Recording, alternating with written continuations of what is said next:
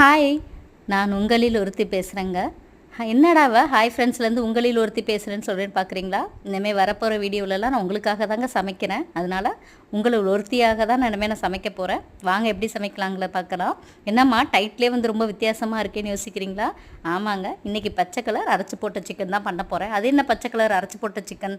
வேறு ஒன்றும் இல்லைங்க, கருவேப்பிலை, கொத்தமல்லி, புதினா, பச்சை மிளகாய், இஞ்சி, பூண்டுங்க, இதெல்லாம் ஒரு பேஸ்ட்டாக அரைச்சிக்கோங்க. அரைச்சிட்டு சிக்கனை நான் வந்து ஒரு 10 நிமிஷம் தயிரில் ஊற வச்சுருந்தேங்க. அதையும் அந்த தயிரில் வந்து இந்த பேஸ்ட் எடுத்து ஊற்றிருங்க.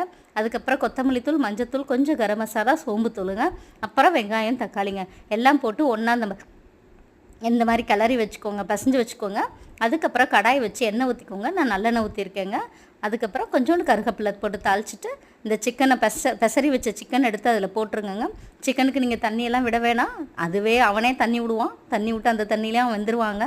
வெந்ததுக்கப்புறம் தட்டை போட்டு மூடி வச்சுருங்க கொஞ்சம் நேரம். இந்த மாதிரி நல்லா கிரேவி சுண்டி வருங்க.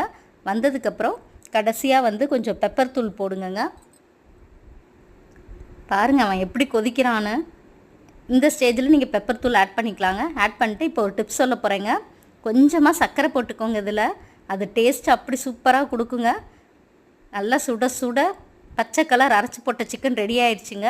வாங்க